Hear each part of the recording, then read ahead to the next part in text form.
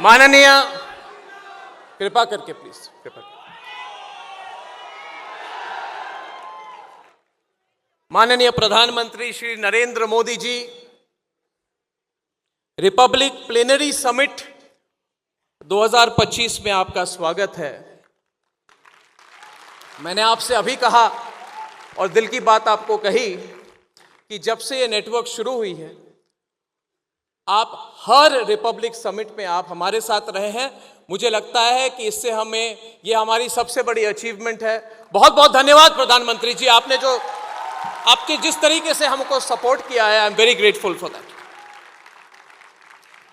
मैं सभी के लिए ये सौभाग्य की बात है हमारी कि हर बार प्रधानमंत्री जी हमारे साथ रहे हैं। This is the 5th time प्रधानमंत्री ji you are among us and you are back, and how we are so proud of you in your 3rd term. This is limitless India. प्रधानमंत्री जी, हमारी थीम है लिमिटलेस इंडिया। और प्रधानमंत्री जी, आप limitless India बना रहे हैं। आपने लिमिटलेस इंडिया की नींव बनाई है। एंड एवरी डे प्रधानमंत्री ji, you are inspiring us because never before, आज से पहले कभी नहीं, never before has an Indian leader inspired conflict resolution around the world. आज जब ग्लोबल लेवल पे कोई भी इवेंट होती है, कोई भी बड़ी डिसीजन होती है, it cannot be done without the involvement, inspiration and guidance of our honorable Prime Minister Narendra Modi ji.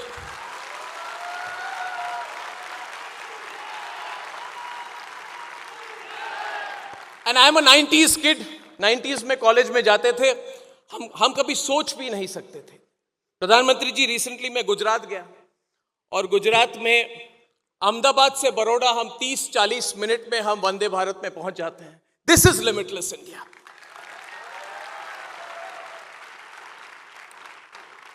What is limitless India that Narendra Modi has created? When you stand in front of Eiffel Tower in France, आप Paris जाइए, Eiffel tower के सामने खड़े हो जाइए, या अरुणाचल के कोई भी गांव में जाइए, या लक्षद्वीप के बीचेस में जाइए, आपको फाइनेंशियल इंक्लूजन दिखती है through UPI. That is the limitless India. These are not small things. These are not small things. These are very, very, very big things. और प्रधानमंत्री जी, मैं हमेशा कहता हूं कि हमने चेंजेस देखी हैं जो आज 20-25 साल या 30 साल के कम के युवक हैं, उन्होंने ये चेंजेस इतनी देखी नहीं है।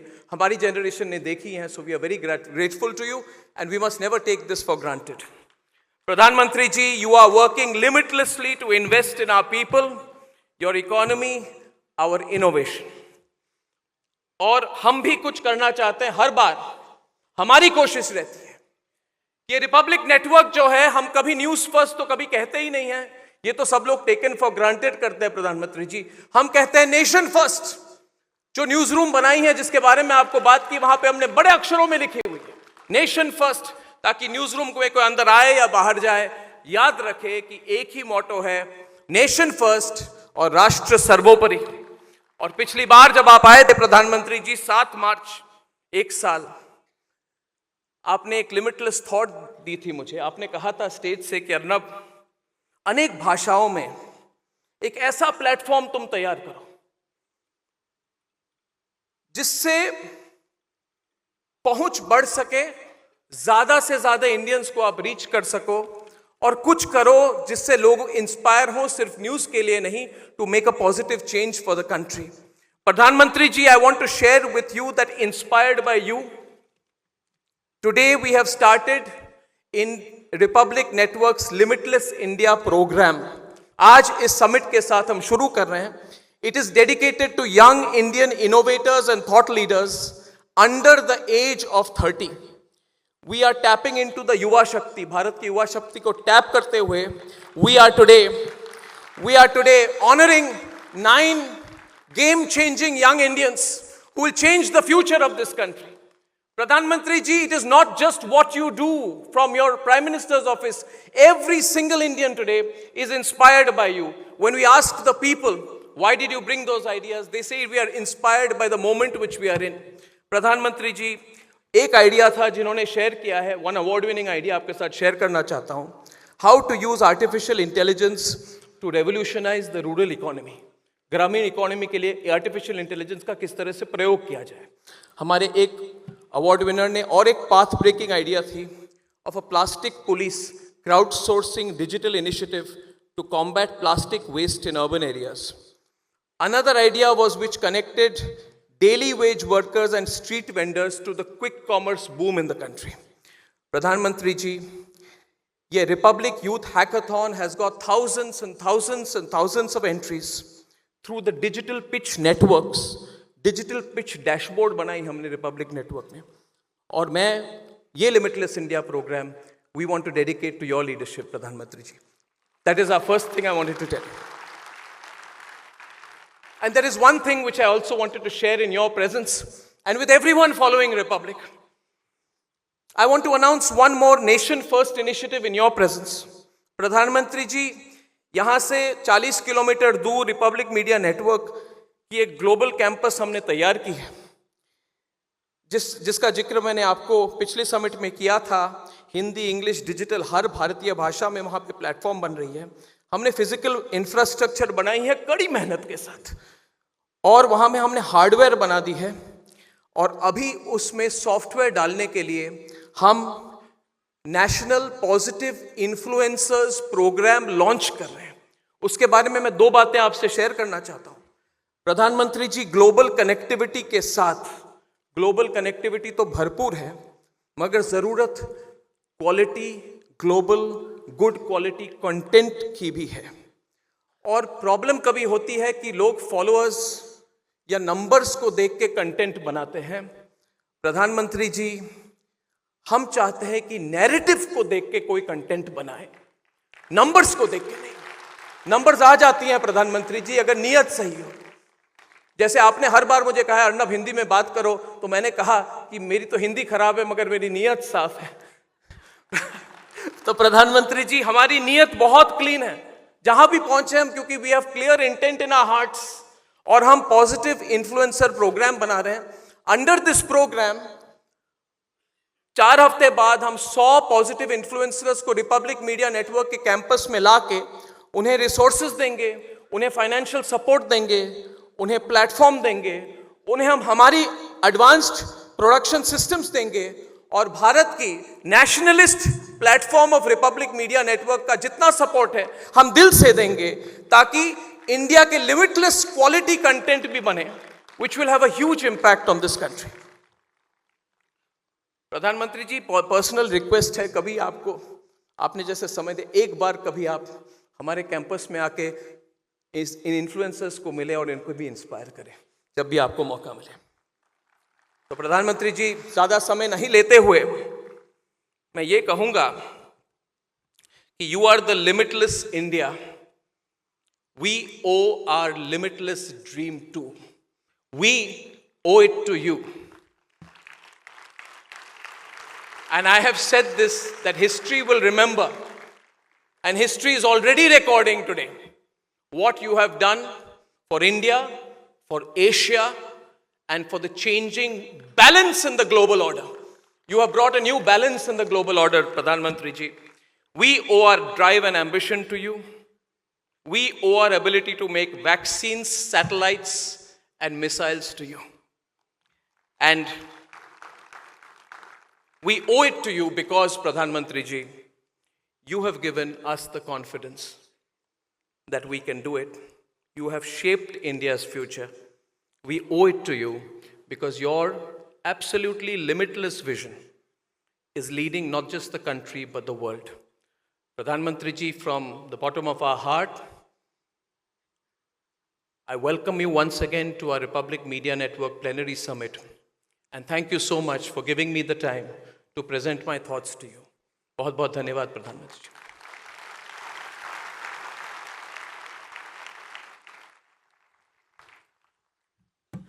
Pradhan Mantri ji, we are going to have the young winners of the hackathon come up to take a photograph with you, sir.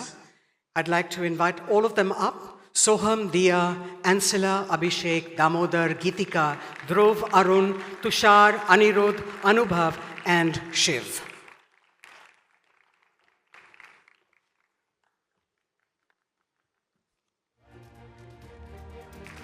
This is young India, ladies and gentlemen. Give them a round of applause and keep that applause on.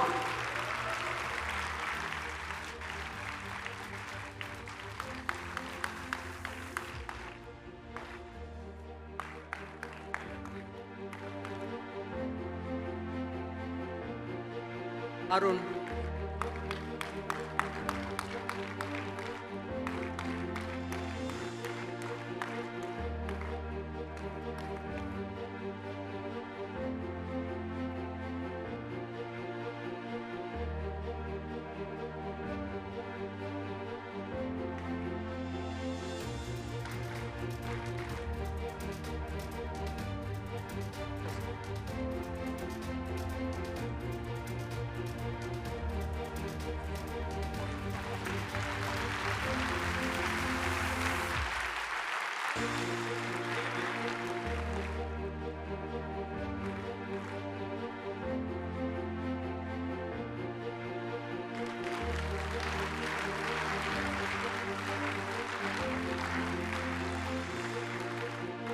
Thank you, Mr. Prime Minister, sir.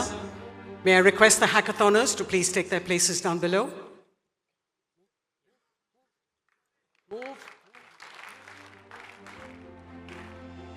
May I request the Honorable Prime Minister now to please share his thoughts with us.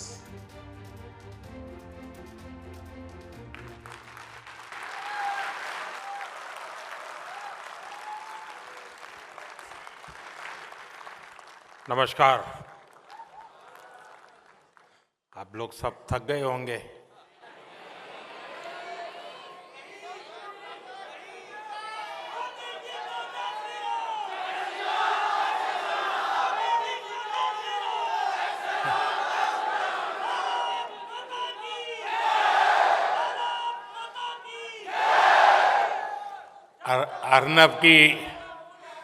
Arnab की ऊंची आवाज से कान तो जरूर थक गए होंगे।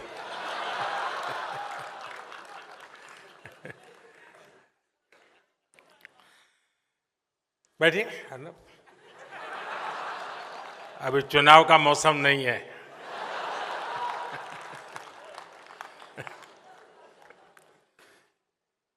सबसे पहले तो मैं रिपब्लिक टीवी को उसके इस अभिनव प्रयोग के लिए बहुत बधाई देता हूं।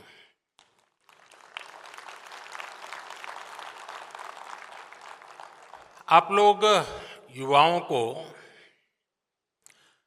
ग्रासरूट लेवल पर इन्वॉल्व करके इतना बड़ा कंपटीशन कराकर यहां लाए हैं। जब देश का युवा नेशनल डिस्कोर्स में इन्वॉल्व होता है तो विचारों में नवीनता आती है। वो पूरे वातावरण में एक नई ऊर्जा भर देता है और यही ऊर्जा इस समय हम यहां महसूस भी कर रहे हैं।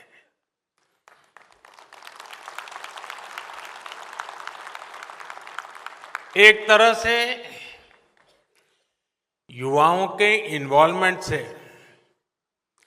हम हर बंधन को तोड़ पाते हैं, सीमाओं के परे जा पाते हैं। फिर भी कोई भी लक्ष्य ऐसा नहीं रहता जिसे पाया न जा सके। कोई मंजिल ऐसी नहीं रहती जिस तक पहुंचा न जा सके। रिपब्लिक टीवी ने इस समिट के लिए एक नए कंसेप्ट पर काम किया है। मैं इस समिट की सफलता के लिए आप सभी को बहुत बहुत बधाई देता हूं, आपका अभिनंदन करता हूं। अच्छा, मेरा भी इसमें थोड़ा स्वार्थ है। एक तो मैं पिछले दिनों से लगा हूं कि मुझे 1 लाख नौजवानों को राजनीति में लाना है।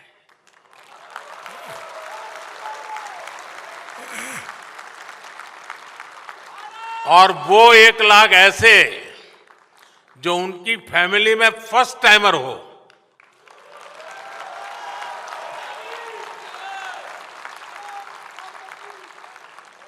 तो एक प्रकार से ऐसे इवेंट मेरी जो मेरा मकसद है उसका ग्राउंड बना रहे हैं।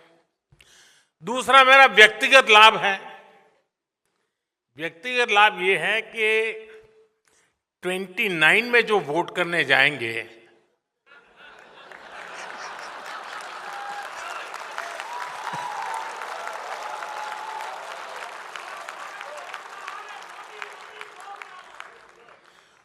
उनको पता ही नहीं है कि 2014 के पहले अखबारों की हेडलाइन क्या हुआ करती थी। उसे पता नहीं है 10-10, 12-12 लाख करोड़ के घोटाले होते थे। उसे पता नहीं है। और वो जब 29 में वोट करने जाएगा तो उसके सामने कंपैरिजन के लिए कुछ नहीं होगा।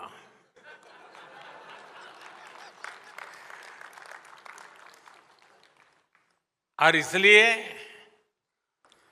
मुझे उस कसौटी से पार होना है।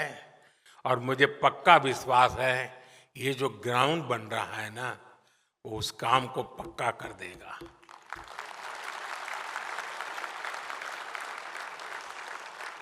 साथियों, आज पूरी दुनिया कह रही है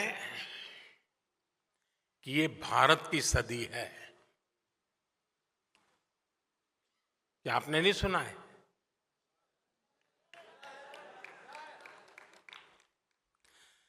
भारत की उपलब्धियों ने, भारत की सफलताओं ने पूरे विश्व में एक नई उम्मीद जगाई है। जिस भारत के बारे में कहा जाता था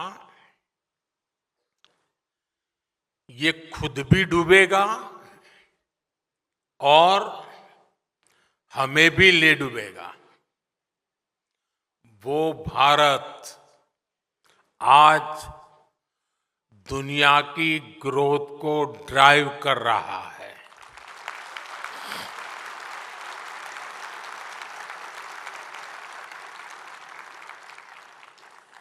मैं भारत के फ्यूचर की दिशा क्या है, ये हमें आज के हमारे काम और सिद्धियों से पता चलता है। आजादी के 65 साल बाद भी भारत दुनिया की 11वें नंबर की इकोनॉमी था। बीते दशक में हम दुनिया की 5वें नंबर की इकोनॉमी बने। और अब उतनी ही तेजी से दुनिया की तीसरी सबसे बड़ी अर्थव्यवस्था बनने जा रहे हैं। साथियों, मैं आपको 18 साल पहले की भी याद दिलाता हूं। ये 18 साल का खास कारण है क्योंकि जो लोग 18 साल की उम्र के हुए हैं, जो पहली बार वोटर बन रहे हैं, उनको 18 साल के पहले का पता नहीं है। इसलिए मैंने वो आंकड़ा लिया है। 18 साल पहले यानी 2007 में भारत की annual GDP 1 lakh crore dollar तक पहुंची थी। यानी आसान शब्दों में कहें तो ये वो समय था जब एक साल में भारत में 1 लाख करोड़ डॉलर की इकोनॉमिक एक्टिविटी होती थी। अब आज देखिए क्या हो रहा है।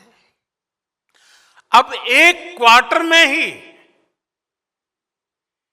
लगभग 1 लाख करोड़ डॉलर की इकोनॉमी एक्टिविटी हो रही है।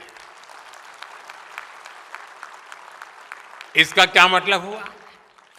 18 साल पहले के भारत में साल भर में जितनी इकोनॉमिक एक्टिविटी हो रही थी उतनी अब सिर्फ 3 महीने में होने लगी है।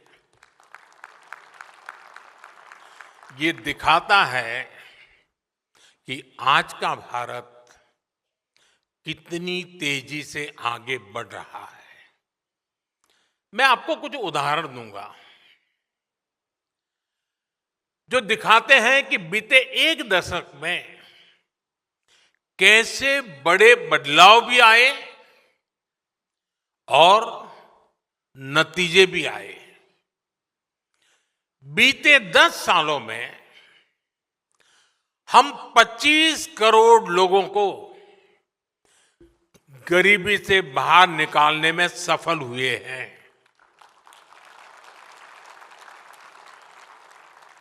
ये संख्या कई देशों की कुल जनसंख्या से भी ज्यादा है। आप वो दौर भी याद करिए जब सरकार खुद स्वीकार करती थी, प्रधानमंत्री खुद कहते थे कि 1 रुपया भेजते थे तो 15 पैसा गरीब तक पहुंचता था। वो 85 पैसा कौन पंजा खा जाता था।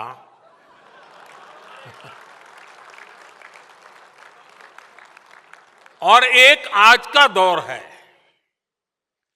बीते दशक में गरीबों के खाते में डीबीटी के जरिए डायरेक्ट बेनिफिट ट्रांसफर, डीबीटी के जरिए 42 लाख करोड़ रुपए से ज्यादा ट्रांसफर किए गए हैं। 42 लाख करोड़ रुपए।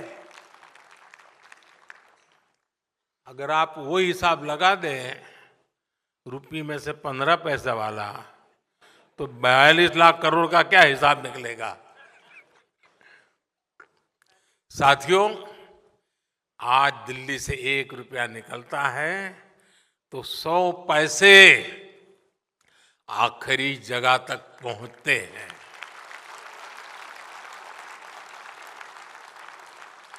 साथियों, 10 साल पहले सोलर एनर्जी के मामले में भारत दुनिया में कहीं गिनती नहीं होती थी, लेकिन आज भारत सोलर एनर्जी कैपेसिटी के मामले में दुनिया के टॉप 5 कंट्रीज में से हैं।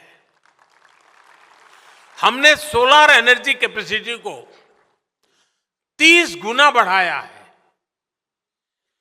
सोलर मॉड्यूल मैन्युफैक्चरिंग में भी 30 गुना वृद्धि हुई है। 10 साल पहले तो हम होली की पिचकारी भी, बच्चों के खिलौने भी विदेशों से मंगाते थे। आज हमारे टॉयज एक्सपोर्ट्स 3 गुना हो चुके हैं। 10 साल पहले तक हम अपनी सेना के लिए राइफल तक विदेशों से इंपोर्ट करते थे और बीते 10 वर्षों में हमारा डिफेंस एक्सपोर्ट 20 गुना बढ़ गया है। साथियों, इन 10 वर्षों में हम दुनिया के दूसरे सबसे बड़े स्टील प्रोड्यूसर हैं, दुनिया के दूसरे सबसे बड़े मोबाइल फोन मैन्युफैक्चरर है और दुनिया का तीसरा सबसे बड़ा स्टार्टअप इकोसिस्टम बने हैं। इन्हीं 10 सालों में हमने इंफ्रास्ट्रक्चर पर अपने कैपिटल एक्सपेंडिचर को 5 गुना बढ़ाया है। देश में एयरपोर्ट की संख्या 2 गुनी हो गई है। इन 10 सालों में ही देश में ऑपरेशनल एम्स की संख्या 3 गुना हो गई है और इन्हीं 10 सालों में मेडिकल कॉलेजों और मेडिकल सीट्स की संख्या भी करीब करीब 2 गुनी हो गई है। साथियों, आज के भारत का मिजाज कुछ और ही है। आज का भारत बड़ा सोचता है, बड़े टारगेट तय करता है और आज का भारत बड़े नतीजे ला करके दिखाता है। और ये इसलिए हो रहा है क्योंकि देश की सोच बदल गई है। भारत बड़ी एस्पिरेशन के साथ आगे बढ़ रहा है। पहले हमारी सोच ये बन गई थी, चलता है, होता है, अरे चलने दो यार,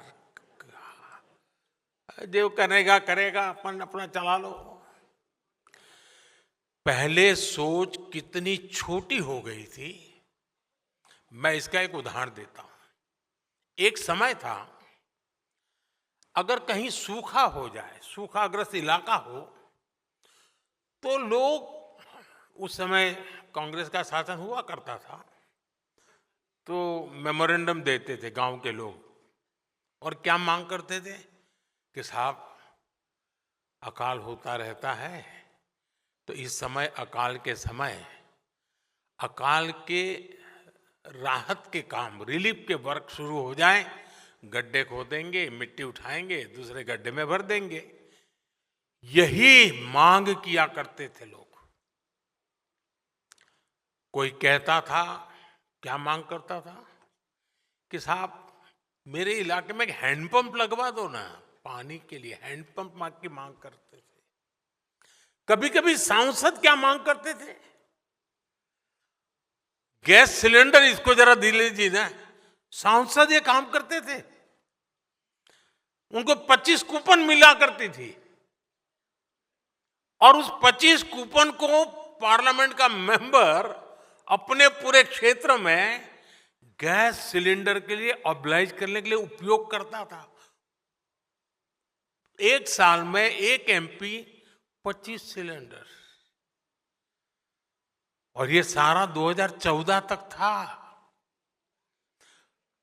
एमपी क्या मांग करते थे, साहब ये जो ट्रेन जा रही है ना, मेरे इलाके में एक स्टॉपेज दे देना। स्टॉपेज की मांग हो रही थी। ये सारी बातें मैं 2014 के पहले की कर रहा हूं, बहुत पुरानी नहीं कर रहा हूं। कांग्रेस ने देश के लोगों की एस्पिरेशंस को कुचल दिया था।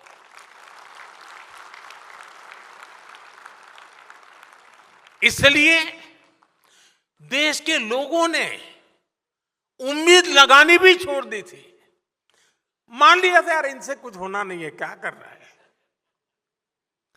लोग कहते थे कि भाई ठीक है, तुम इतना ही कर सकते तो इतना ही कर दो। और आज आप देखिए हालात और सोच कितनी तेजी से बदल रही है। अब लोग जानते हैं कि कौन काम कर सकता है, कौन नतीजे ला सकता है। और ये सामान्य नागरिक नहीं, आप सदन के भाषण सुनोगे तो विपक्ष भी यही भाषण करता है, मोदी जी ये क्यों नहीं कर रहे हो। इसका मतलब उनको लगता है कि यही करेगा।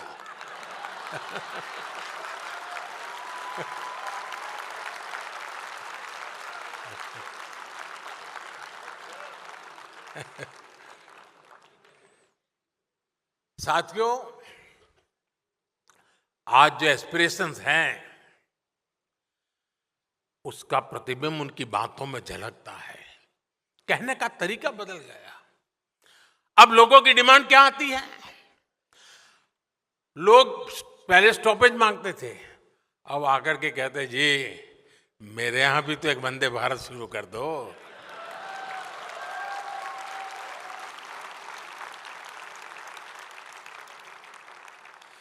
अभी मैं कुछ समय पहले कुवैत गया था, तो मैं वहाँ लेबर कैंप में नॉर्मली मैं बाहर जाता हूँ तो अपने देशवासी जहाँ काम करते हैं मैं उनके पास जाने का प्रयास करता हूँ।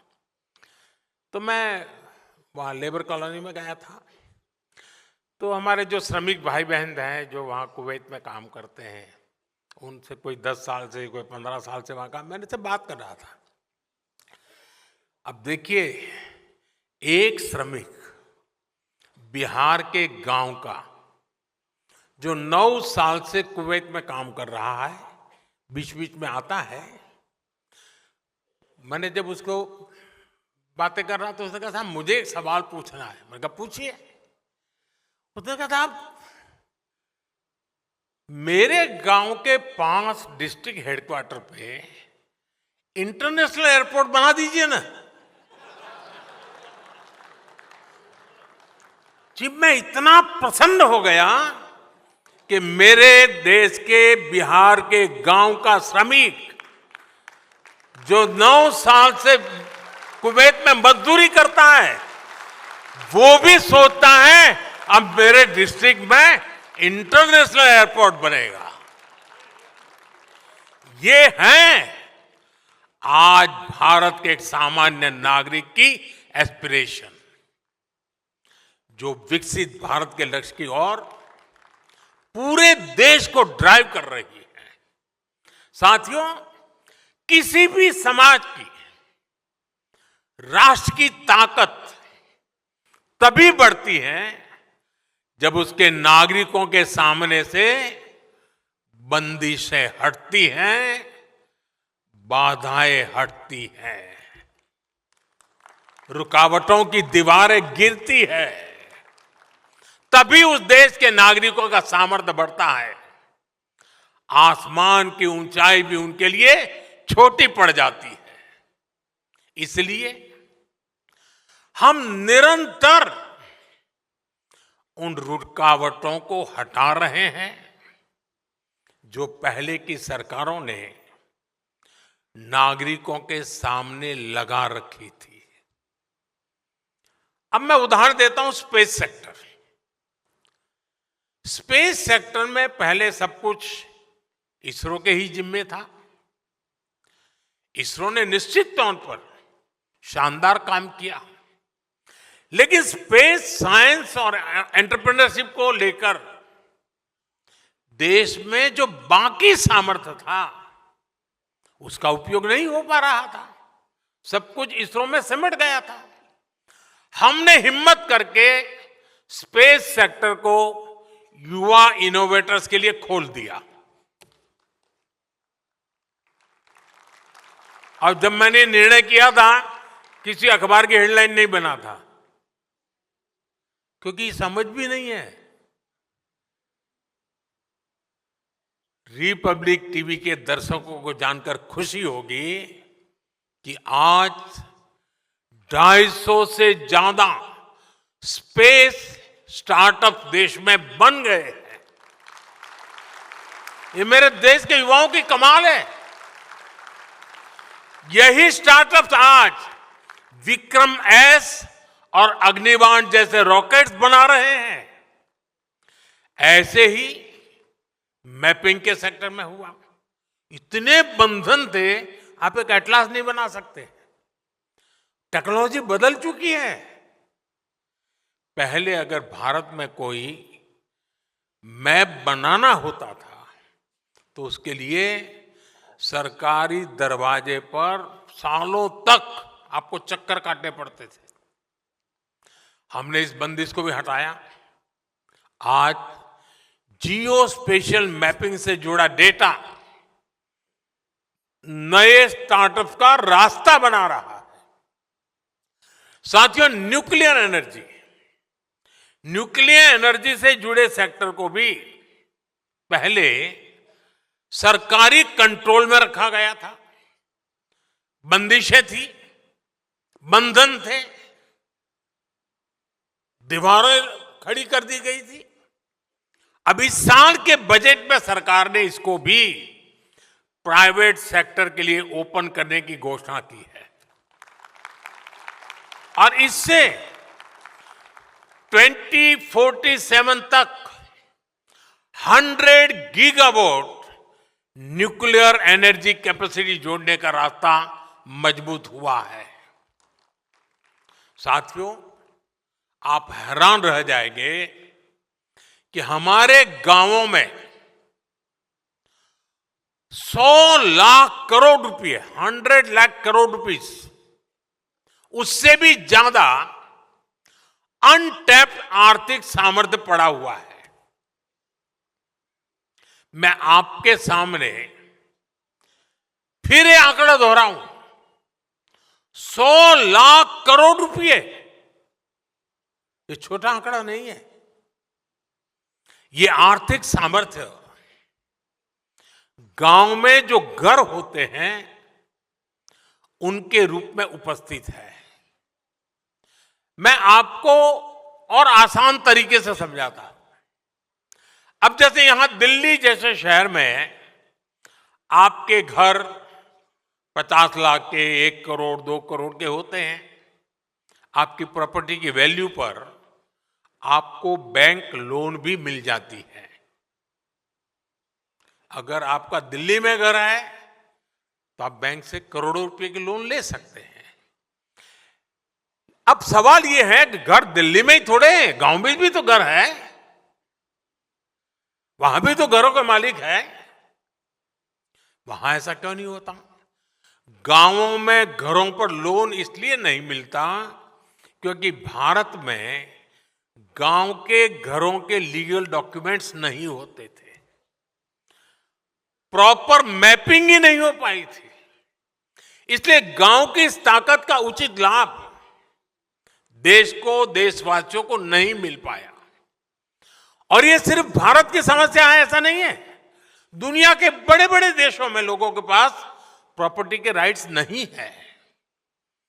बड़ी बड़ी अंतर्राष्ट्रीय संस्थाएं कहती हैं कि जो देश अपने यहां लोगों को प्रॉपर्टी राइट देता है वहां की जीडीपी में उछाल आ जाता है।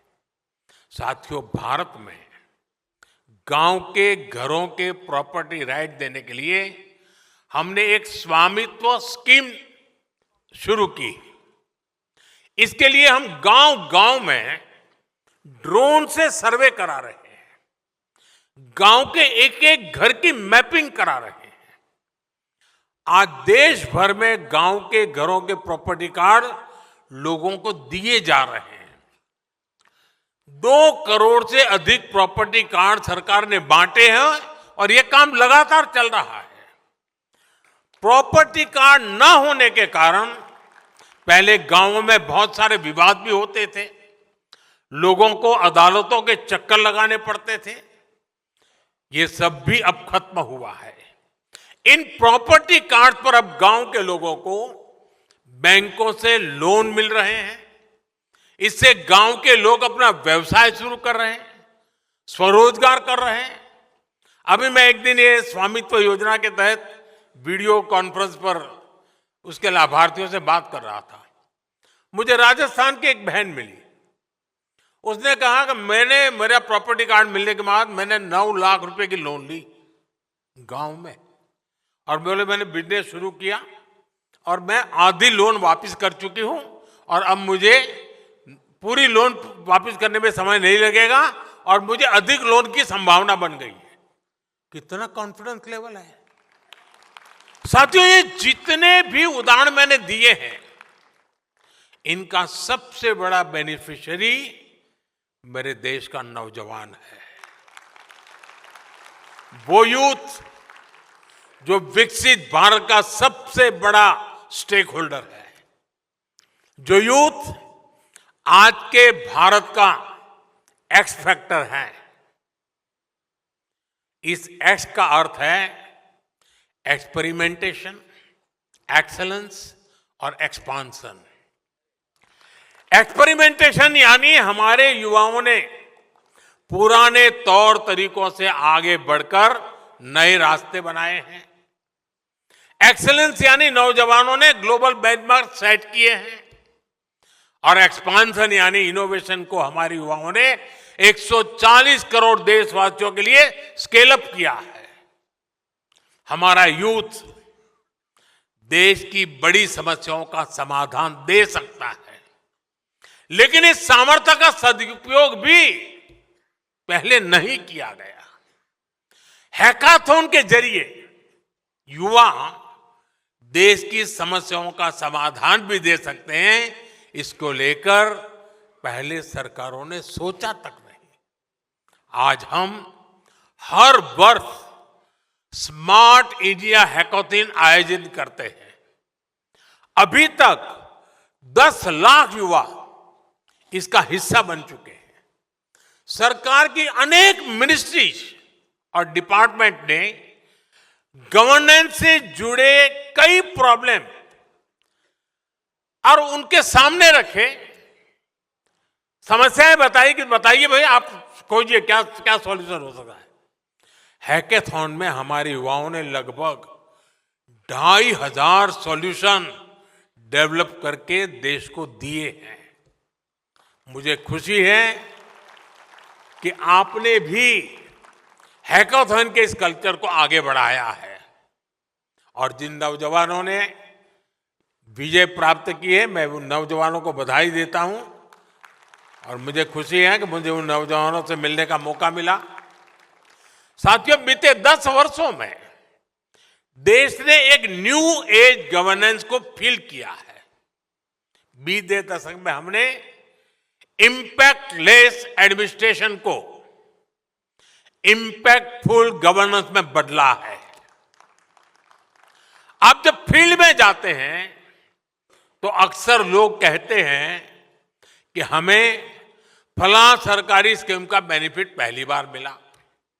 ऐसा नहीं है कि वो सरकारी स्कीम पहले नहीं थी, स्कीम्स पहले भी थी, लेकिन इस लेवल की लास्ट माइल डिलीवरी पहली बार सुनिश्चित हो रही है। आप अक्सर पीएम आवास स्कीम के बेनिफिशियरीज के इंटरव्यू चलाते हैं। पहले कागज पर गरीबों के मकान सैंक्शन होते थे, आज हम जमीन पर गरीबों के घर बनाते हैं। पहले मकान बनाने की पूरी प्रक्रिया गवर्नमेंट ड्रिवन होती थी। कैसा मकान बनेगा, कौन सा सामान लगेगा, ये सरकार ही तय करती थी। हमने इसको ओनर ड्रिवन बनाया। सरकार लाभार्थी के अकाउंट में पैसा डालती है, बाकी कैसा घर बनेगा ये लाभार्थी खुद डिसाइड करता है। और घर के डिजाइन के लिए भी हमने देश भर में कंपटीशन किया, घरों के मॉडल सामने रखे, डिजाइन के लिए भी लोगों को जोड़ा, जन भागीदार से चीजें तय की। इससे घरों की क्वालिटी भी अच्छी हुई है और घर तेज गति से कंप्लीट भी होने लगे हैं। पहले ईंट पत्थर जोड़कर आधे अधूरे मकान बनाकर दिए जाते थे, हमने गरीब को उसके सपनों का घर बनाकर दिया है। इन घरों में नल से जल आता है, उज्ज्वला योजना का गैस कनेक्शन होता है, सौभाग्य योजना का बिजली कनेक्शन होता है। हमने सिर्फ 4 दीवारें खड़ी नहीं की हैं, हमने उन घरों में जिंदगी खड़ी की है। साथियों, किसी भी देश के विकास के लिए बहुत जरूरी पक्ष है उस देश की सुरक्षा, नेशनल सिक्योरिटी। बीते दशक में हमने सिक्योरिटी पर भी बहुत अधिक काम किया है। आप याद करिए, पहले टीवी पर अक्सर सीरियल बम ब्लास्ट की ब्रेकिंग न्यूज चला करती थी, स्लीपर सेल्स के नेटवर्क पर स्पेशल प्रोग्राम हुआ करते थे। आज ये सब टीवी स्क्रीन और भारत की जमीन दोनों जगह से गायब हो चुका है।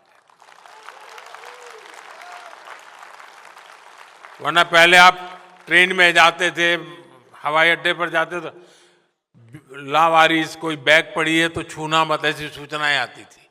आज वो जो 18-20 साल के नौजवान हैं, उन्होंने वो सूचना सुनी ही नहीं होगी। आज देश में नक्सलवाद भी अंतिम सांसें गिन रहा है। पहले जहां 100 से अधिक जिले नक्सलवाद की चपेट में थे, आज ये 2 दर्जन से भी कम जिलों में ही सीमित रह गया है। ये तभी संभव हुआ जब हमने नेशन फर्स्ट की भावना से काम किया।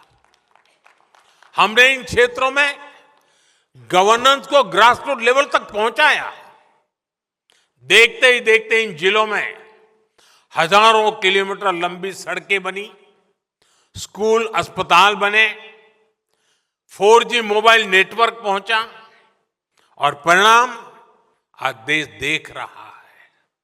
साथियों, सरकार के निर्णायक फैसलों से आज नक्सलवाद जंगल से तो साफ हो रहा है, लेकिन अब वो अर्बन सेंटर्स में पैर पसार रहा है। अर्बन नक्सलियों ने अपना जाल इतनी तेजी से फैलाया है कि जो राजनीतिक दल अर्बन नक्सल के विरोधी थे, जिनकी विचारधारा कभी गांधी जी से प्रेरित थी, जो भारत की जड़ों से जुड़ी थी, ऐसे राजनीतिक दलों में आज अर्बन नक्सल पैठ जमा चुके हैं। आज वहां अर्बन नक्सलियों की आवाज, उनकी ही भाषा सुनाई देती है। इसी से हम समझ सकते हैं कि इनकी जड़ें कितनी गहरी हैं। हमें याद रखना है कि अर्बन नक्सली भारत के विकास और हमारी विरासत, इन दोनों के घोर विरोधी हैं। वैसे अर्नब ने भी अर्बन नक्सलियों को एक्सपोज करने का जिम्मा उठाया हुआ है। विकसित भारत के लिए विकास भी जरूरी है और विरासत को मजबूत करना भी आवश्यक है, और इसलिए हमें अर्बन नक्सलियों से सावधान रहना है। साथियों, आज का भारत हर चुनौती से टकराते हुए नई ऊंचाइयों को छू रहा है। मुझे भरोसा है कि रिपब्लिक टीवी नेटवर्क के आप सभी लोग हमेशा नेशन फर्स्ट के भाव से पत्रकारिता को नया आयाम देते रहेंगे। आप विकसित भारत के एस्पिरेशन को अपनी पत्रकारिता से कैटलिस्ट करते रहें। इसी विश्वास के साथ आप सभी का बहुत बहुत आभार, बहुत बहुत शुभकामनाएं। धन्यवाद।